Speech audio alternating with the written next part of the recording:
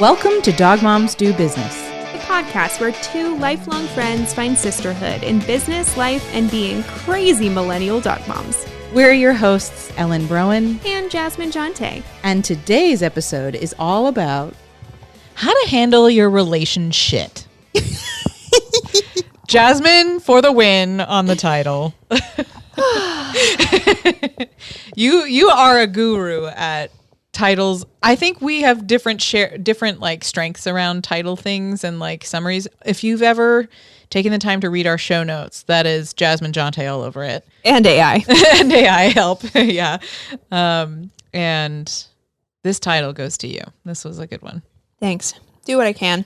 Because let's be real, we all have relationships that feel like RelationShit sometimes. Mm-hmm. Yeah.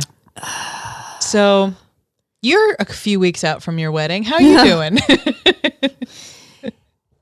Just in general. I mean, we're talking about RelationShit and you've got a marriage coming up. Well, wedding, I guess. Yeah.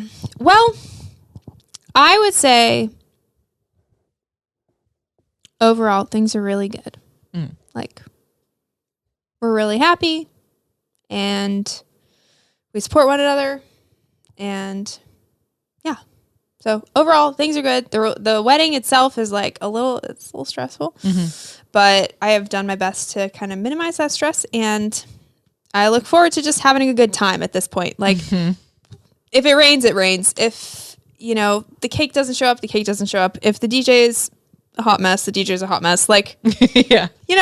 It is what it is Yep. at this point, and I just am gonna enjoy myself and have a good time with what is. Yeah. Well, if it's any consolation, the month before I got married, I bought a house and moved. Yes. And was running a business on top of it. So I remember that period being blacked out. Like I don't remember that period because it was just heinous. So you're navigating it with a lot of grace. Thanks. And just Yeah. self-compassion and I mean, my dog is dying, and my business is a bit frenetic right now. So hopefully I black it out too. come on, brain, do it Just as a like, solid. delete the story. Just delete this one. Yeah, just remember all the good stuff. Yeah. I think that is a gift of our survival mechanisms. Is you just kind of that stuff becomes a blur after you get some perspective. Yes. How are you? Overall good. Also, the most recent updates. I mean, I kind of updated last episode. I think it was about like Airbnb's kind of crushing it and things are good in that department. A lot of my focus, like this last couple of weeks, has been kind of an internal deep dive on. It has been, as of the recording of this, so maybe not when you, the listener, are hearing it, but right now, as I speak, it's been a month or a year to the day that I came home from the hospital a month after Grace was born. And a lot of painful anniversaries have kind of resurfaced in my mind, kind of as intrusive thoughts. They were just, a year ago today, this is what I was going through and feeling and what was happening. And I came home from here and, it was just like, they just popped up in my brain, almost like Facebook memories, but in my own head. And my therapist and I kind of felt it coming. Like in January, I was like, this feels big. Like this coming month, February into March feel really big. Not only as a parent, like, hell yeah, we kept her alive for a year. Like she's amazing. Like the celebratory season that, comes with a baby turning 1. But also, just like the path that I navigated to, after giving birth that felt really significant to me. Like it felt like a momentous thing to take time to work through. So I designed kind of an intensive, like a 6-week intensive with my therapist to, do EMDR therapy, which is eye movement desensitization and reprogramming. Yeah, I think that's Is that right? Where I go through the most distressing memories, like the memories that still feel the most intense and real and emotional. We made a list and kind of starting with the worst and working my way through. all the experiences that came with birth and then after. And I'm 2 sessions in, and it's been a hell of a lot of work. Like, I have to say, like, it's felt like, an hour and a half of that kind of therapy feels like just a marathon. Like, it's like pretty, especially like given the subject matter, like that kind of therapy is intended for specifically like traumatic work. It's not just your regular talk therapy, venting your feelings about stuff. Like, you're like visualizing everything, smells, tastes, touch, sound, everything about that experience, and telling your brain you're back there. So my nervous system has been a little activated recently, and it's taken a lot of, intention and work to regulate myself and get the support I need. And it's definitely had an impact on my marriage, which has probably why, RelationShit resonated when you said that. I was like, I'm in some RelationShit. I can talk about that. It's difficult when your partner, especially, one thing that Matt brought up was, he supported me in theory of doing this intensive. We talked about it before I undertook it, but I don't think he really got that. Like, I'm reliving it. Like, I'm convincing my body that this is happening now again, and like confronting big feelings that I, had to basically compartmentalize in the moment, and process them now. And he's not living them, like he went through them with me in the moment a year ago, but I don't think it really registered for either of us in a certain degree that how intense it was going to feel.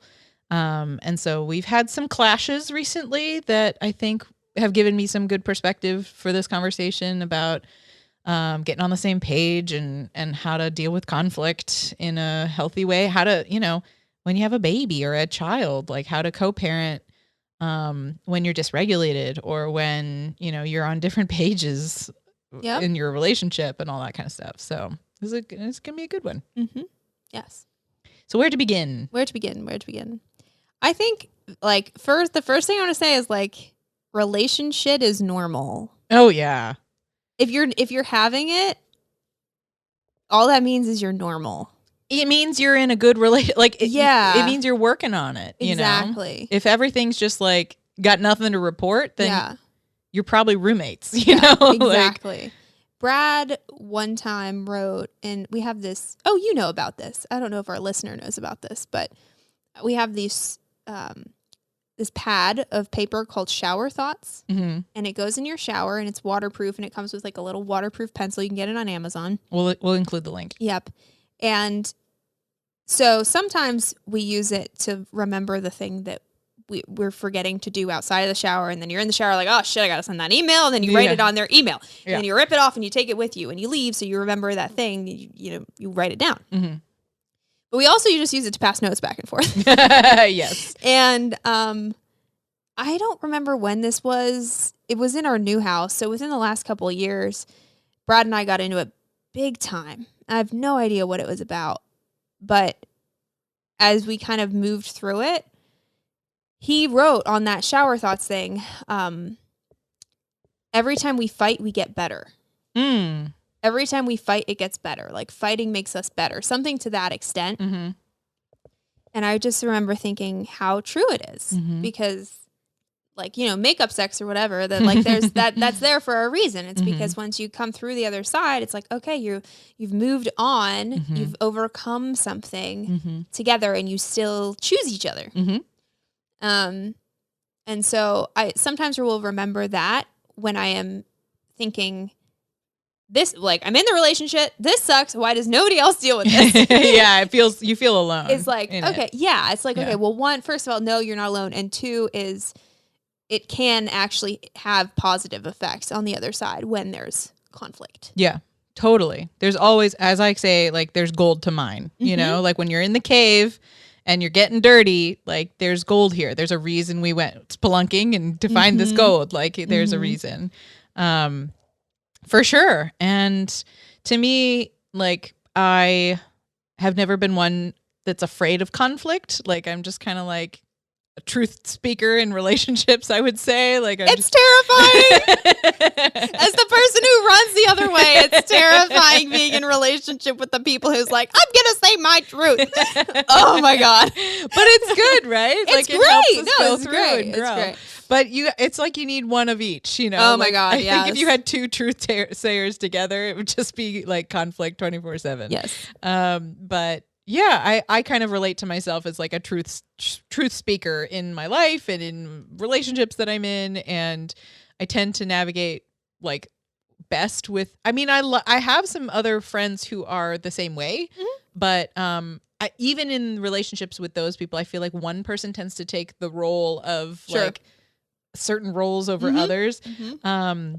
And so I tend to be the one that just like is constantly reflecting things and like pointing to areas of growth for us and celebrating. Like, I think I'm just really observant of my marriage and my relationship. I'm always like saying like, I noticed this new pattern. It's like a good thing, right? Like, it's like celebrating it. But I'm also the one that's being like, yeah, this isn't in alignment with our like core values at all. And like what you just said there is not okay. You know, like I'm the one to just like, meh.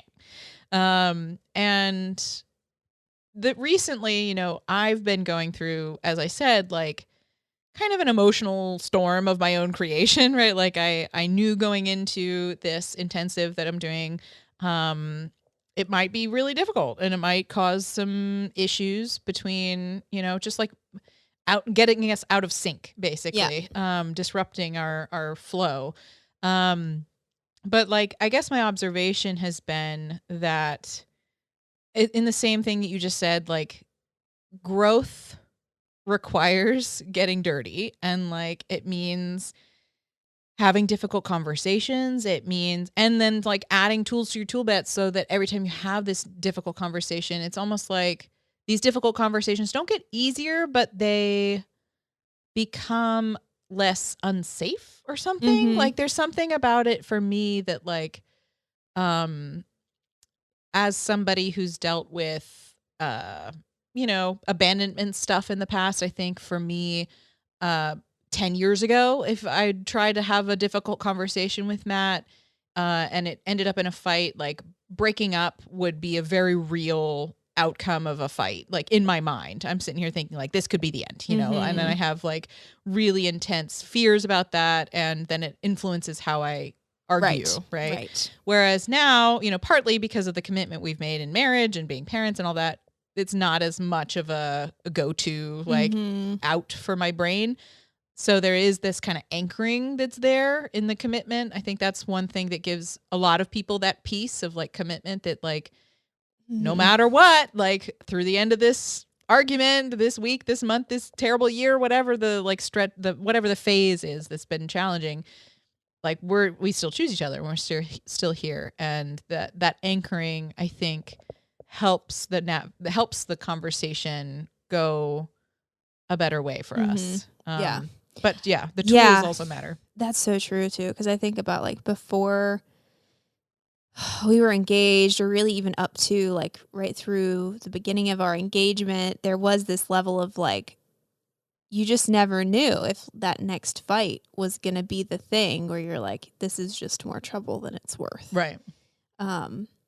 So it's true. Like the deeper it's almost like well, in my experience, I should say, the deeper the commitment, the easier the conflict has been to handle. Which is probably why Love is Blind is so crazy. Say more. Well, I mean, like they commit, but they have no time to like truly, they're committed, but are they committed? Like I said yes, but doesn't mean I'm gonna say yes to the altar. Right. Like there's not really super deep commitment there. So all of their fights feel like the end of the world. Yeah. Yeah. But and yeah, they just don't know each other. So like there's just so there's much a lot of that unknown. Too. Yeah.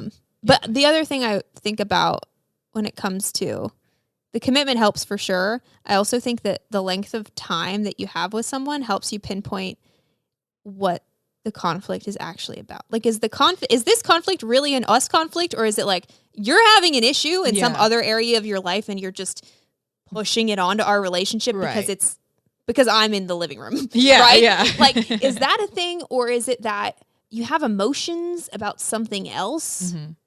within the relationship, but you're making it about this small thing, Right. you know, the like straw that broke the camel's back kind of a thing. Exactly. Like, which I would say I'm probably more likely to do in our relationship is, you know, if there's something small that really irks me and I make a big thing of it, when it's really not that small thing, it's the thing underneath the thing. Right. Right. And then also being able to like sit with a partner's emotions or with your emotions inside of a conflict and know like, okay, these are my emotions, but what's the actual problem? Right. Like, I feel like all of those things get easier the more time you spend with someone. But I say that having been with Brad for over 4 years, but not like decades. Like, I don't know if it gets... I think it evolves. Like in my experience, being with the same person for 15 years, I feel like we've had such different relationships. Like I think I've said this before, like it feels like we've had probably 3 or 4 different relationships throughout 15 years. And therefore different relationships? And therefore very different relationships. We've had runny shits, we've had solid shits, we have all sorts of shits. But yeah, like I think it is very like, it speaks to developmentally where you are as a person and what's going on in your life and what they're going, you know, and your relationship just has its own flavor and character as you grow as a person. And therefore like it just becomes a different relationship, you know? And I recently, Matt and I had it out recently while I was kind of going through the beginnings of my intensive. And I think, you know, something you just said resonated where like the straw that broke your camel's back and like the little things piling up versus like what's really going on underneath. I'm usually the one that sniffs out like what's going on underneath, partly because I have like the coach lens on at all times. I just can't help it. So I'm usually one that's like jumping to bigger conclusions about a little thing where it's like, you know, oh, he like a little thing happened here, a little thing happened here. I'm making a bigger assumption about like, oh, this is a pattern now. And I think it's really about something. And he's the opposite where, you know, like little things will happen and he's not making any assumptions or pattern. He's not associating it with a pattern. He just thinks all these little isolated incidents are happening. And we need both perspectives for us to like figure it out, you know, like, is this just like a one-off cranky moment that had nothing to do with anything and clean it up, easy peasy done? Or is this actually, you know, something else, some bigger resentment that's building underneath or a pattern that we're repeating that's old and we need to cycle out, you know? And that's something that we encountered recently due to, you know, me going through this kind of emotional journey of healing that, you know, I basically was like, hey, heads up, I'm not going to have a lot of emotional capacity over the next month because I'm going to be going through some pretty deep stuff. So all the little shit, all the little moments that might happen, like don't take it personally. Like I'm just going to be focusing on this bigger work. And then, you know, the little things happened and he took it personally, which is human. Like, you know, in the little moments that it happens, I don't know any person that wouldn't take a little, you know, kerfluffle, you know, be hurt by a little kerfluffle. And so we just, you know, we came to a really great understanding in a recent, and I will say one thing that's made a huge difference for our relationship is having a very effective couples counselor, therapist, coach kind of person. Facilitator. Because it's interesting. I feel like we speak to each other differently. Oh, yeah. When we're sitting in front of somebody else. Oh, yeah. Are you kidding me? Coach, and like it's still like weird to me that like that we would speak differently to each other in front of a coach rather than to each other. Because there's a third person, you have to be like, I don't know if polite's the wrong word, but you have to at least recognize that they're in the room. Yeah, that there's someone else here. I don't feel that way typically, like maybe because I'm a facilitator and a coach like that like I'm like, I speak the way that I always speak to my coach, to my therapist. Like it could be you, it could be my therapist. I'm going to speak the same way and it doesn't feel, you know, but then if it's someone witnessing a relationship, you know, and the dynamic, they're obviously observing how we speak to each other and like how we describe the same series of events differently. I feel like there's degrees of it too. Yeah. It's like, sure, like for the most part, like how I talk is how I talk and like, you're going to hear me how I talk. Yeah.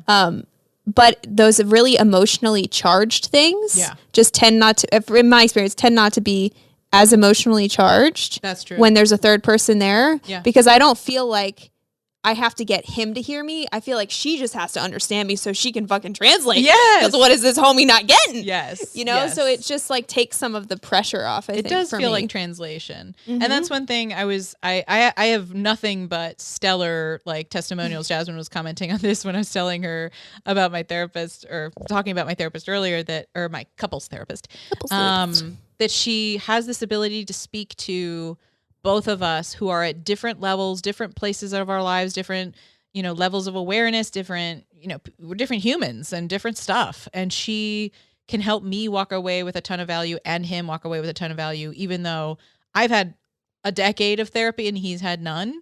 It feels like, she's not oversimplifying for him and she's not speaking over his head when she's speaking to me. It feels like we're all in the same conversation and still she's translating really, really fluidly between us. And that's a really, really difficult and important skill to have for a couples therapist. And I will say, I have never met a therapist as good as this one for like couples therapy like that. Mm-hmm. So I'm happy to refer anybody out to her. She does not take insurance, I will say. And you pay what you get, what you paid for kind of thing. Yep. But holy crap, has she made us communicate with like respect and tools and like frameworks in a way that makes sense for us as a couple.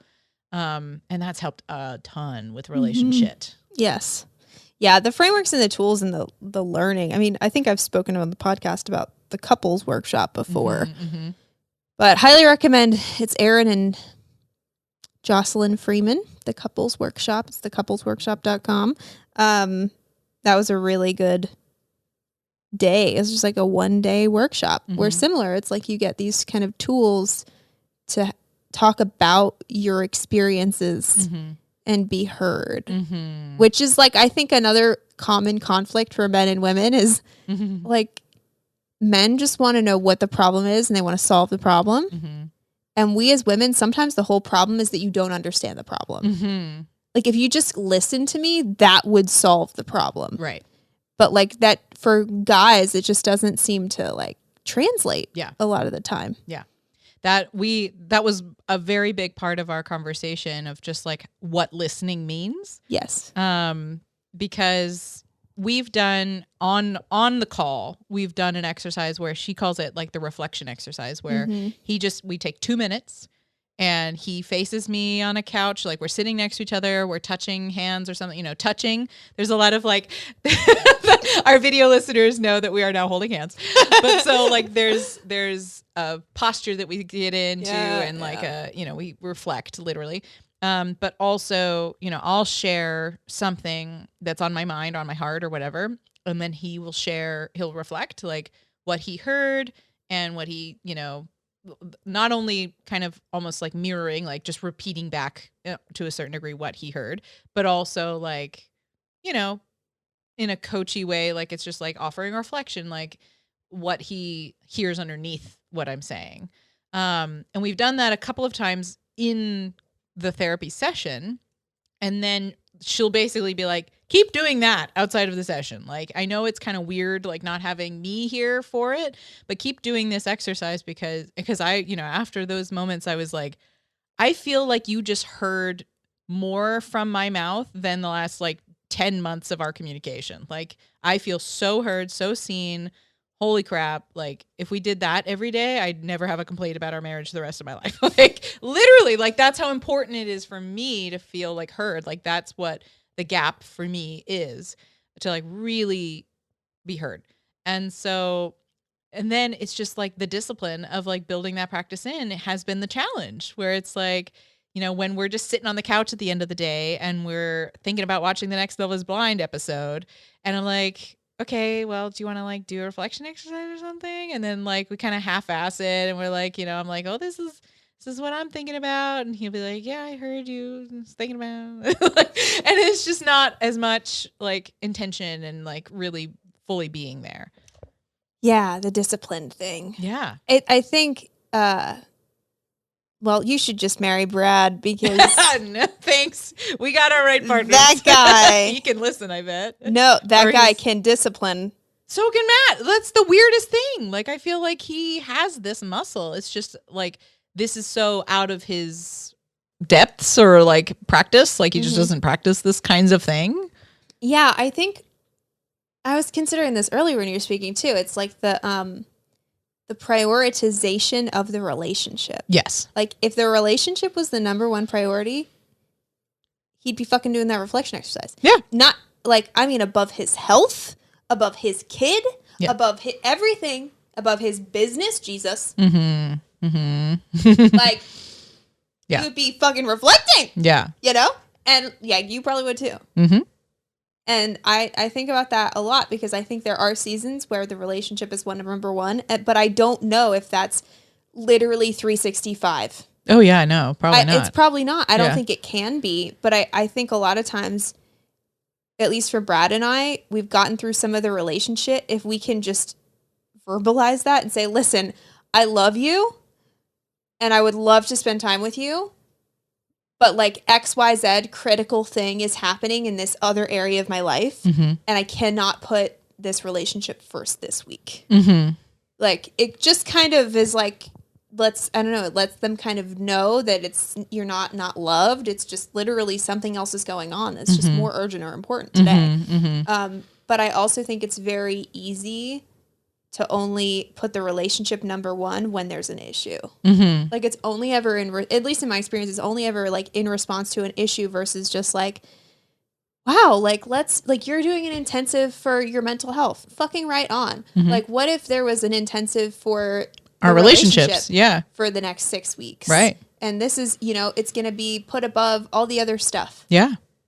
Right. Like, I don't know. And I don't know for a lot of people, like with Brad, I don't think I could ask him, nor would he ever be willing to put our relationship above his health. I would object in just the sole idea that you will become parents. I think there will be a time period where the relationship will be the most important thing in your entire life before that baby comes. Mm-hmm. That like how you guys want to be as parents and how you deal with sleep deprivation on top of conflict, on top of a baby who needs literally everything.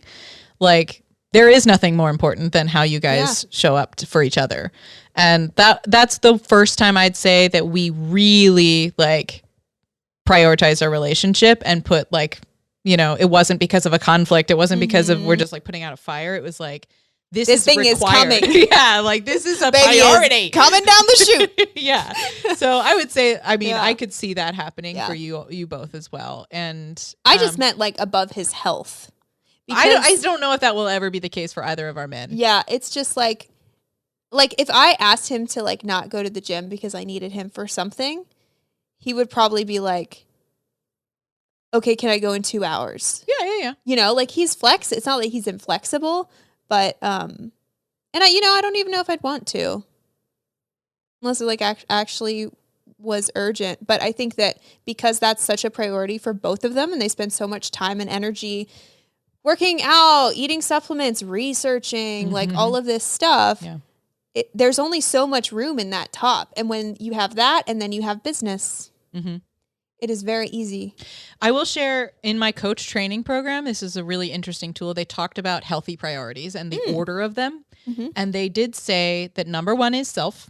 And this is like based on, sociology and psychology. They say that if you were to follow this order, this is kind of like the average, if you were to survey happy people, this is the order that causes them to be happy. Optimal happiness order. Right. So 1 is self, 2 is career, 3 is relationship, 4 is family, 5 is friends.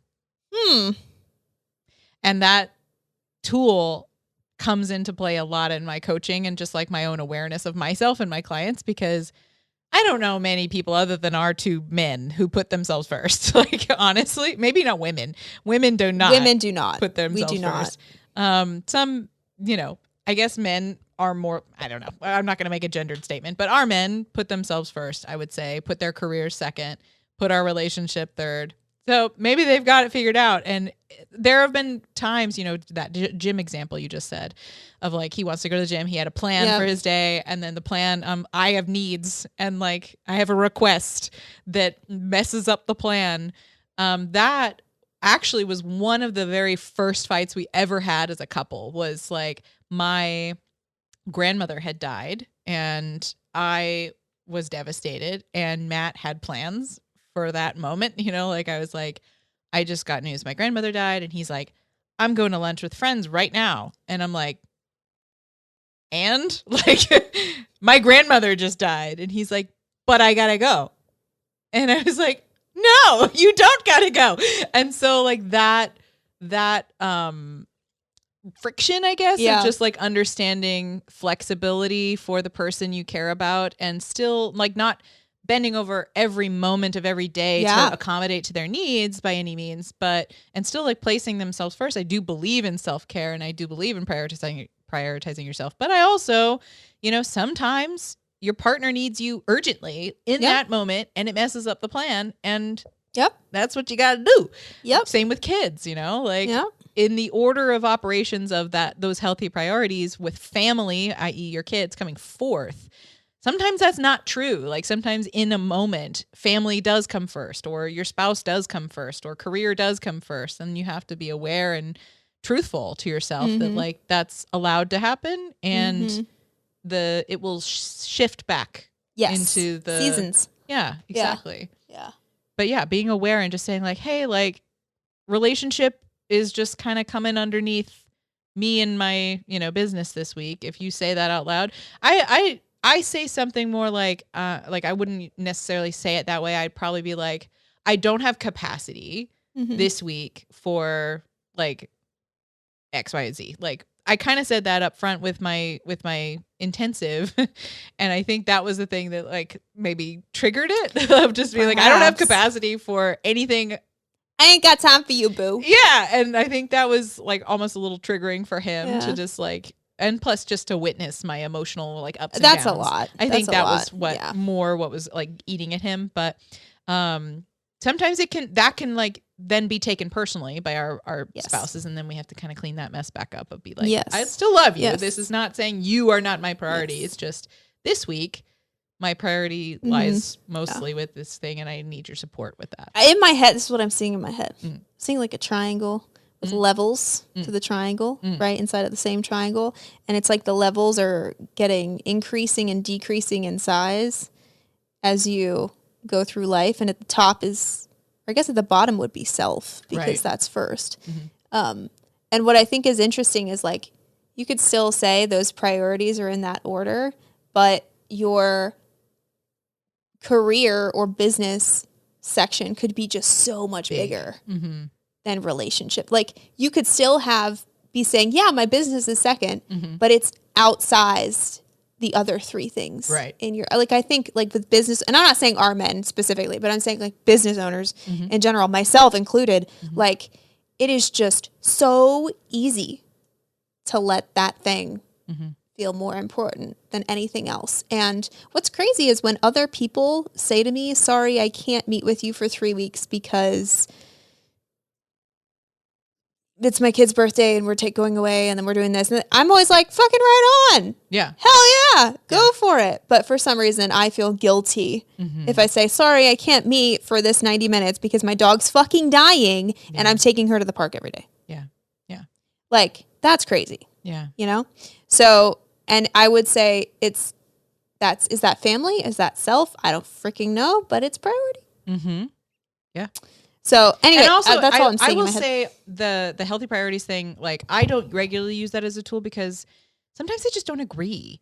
Like sometimes, like I just said, seasons, like sometimes the order is different by choice. Yeah. And I also have a little bit of a chip on my shoulder that I'm pretty sure the curriculum of that study that like came to that conclusion was run by white cisgendered men. Oh, well, so it I was probably just kind of was. like, maybe that makes sense why both of our men agree with that. Yes, you work with the optimal, yeah. Yeah. That so science fits your rhetoric. I don't know if that's truth, but that was what I was trained with. And to some degree, it makes sense, that like we have to prioritize our health, put your mask on before you put others' masks on and be fulfilled, right? Like do the thing that fills your cup and gives you purpose in life. Because if you are not taking care of yourself and you have no sense of purpose, you cannot show up in a marriage or as a parent or as a friend very well. Yes. So, logically I get it, but,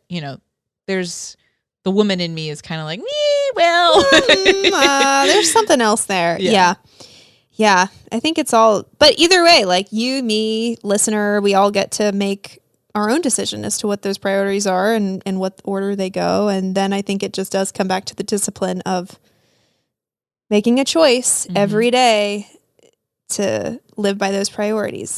And like one thing that I'm focusing on currently in this season of my relationship with Matt is that defining the tools more concretely and then using them, with discipline. I feel like the word tools are thrown around a lot. And it's like, what does that even mean? Like what is a tool? What does that mean?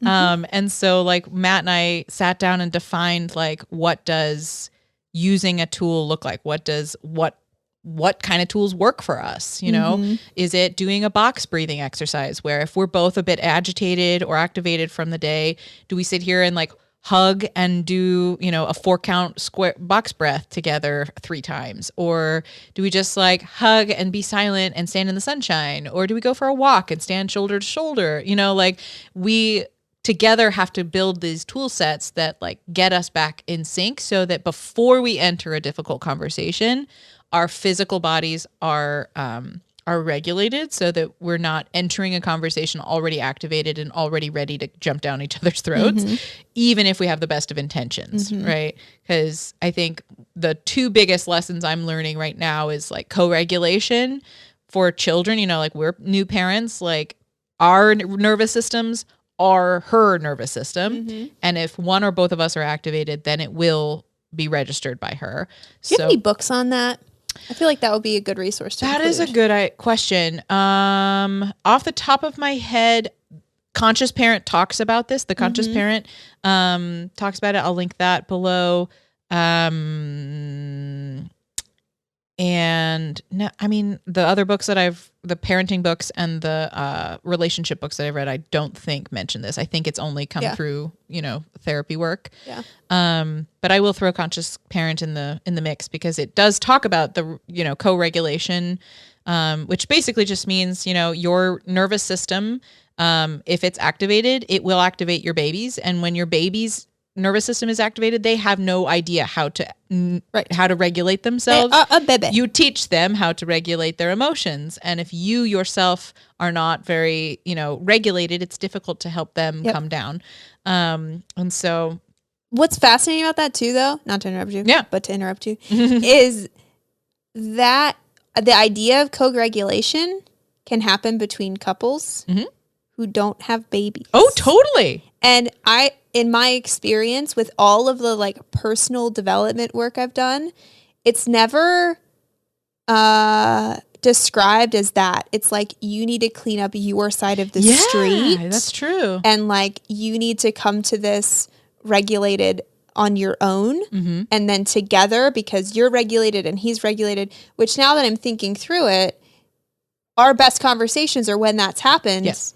But so many times an argument will strike up because one person is not regulated. Yeah. And then it's usually me, then that I'm the one standing there like, what the fuck just happened? Yeah. What is going on? Then you're activated too. And I'm like, I know this isn't actually me. I know he's just like having a minute, but I don't know how to like, I do know some tools to like interrupt him and change his state, but it's a different thing to change someone's state than to actually like bring them down. Does that make sense? Yeah. And we're figuring that out too, of just like when one or both of us is activated, like what do we do in those moments, you know, and how do we speak to each other in a way that interrupts the pattern in the moment to then take that walk or breathe or go in the sunshine or take that breather that we need to regulate and then have the conversation. Yeah. If not having a child is a great accountability structure for this kind of thing. Yeah. But I agree. Like this, I wish we'd spoken about it this way before we even had kids, because it's the same. I think it's a both and though too. It's like, you know, you can't just rely on one partner to help you co-regulate every time you have an emotion. And it's good because we all get overwhelmed with too many emotions at times, and wouldn't it be nice to have some help? Yeah. So you said 2 lessons. You said co-regulation. And the other one is distinguishing personal responsibility versus shared responsibility in a relationship. Because like we had this conversation about like, what are we personally responsible for and what is expected of us to have shared responsibility for in the relationship. And we realized there were a couple of things that were in different categories, right, for the other. So like, to me, I understand as the person with the big ass feelings, I am personally responsible for emotional regulation. Like Matt can do a little bit to help regulate, like, you know, in a moment, like he could be the interrupter to be like, let's breathe, like, or do something. But largely I have to take personal responsibility for my personal regulations, like self-regulation, because it can be big, right? And then shared responsibility, like for me, I tended to take personal responsibility for initiating these, like getting my needs met, basically. Like I need this deep connection time and this deep listening time, the reflection exercise from you. So I would initiate it a lot. But what I actually expect of him is that that's a shared responsibility, that like he bring it up as much as I bring it up. And he wants to get my needs met as much as I want to get his needs met. And so it's not just on me to get my needs met, and it's not just on him to get his need met. And so that was like a big breakthrough for both of us of like, oh, like there were some things that he was kind of taking personal responsibility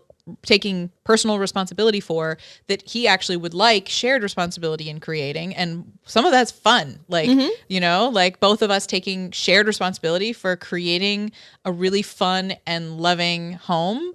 And like me, like the thing that was just out of sync, like I just said, like shared responsibility for us getting each other's needs met, and like taking it on as a, not just I'm going to be over here getting my needs met, you be over there getting your needs met, and then we'll have a happy home for Grace. It's actually like a shared responsibility all around. It's a both and. So that was a really big, like, oh, like we just had different like ideas about what was what.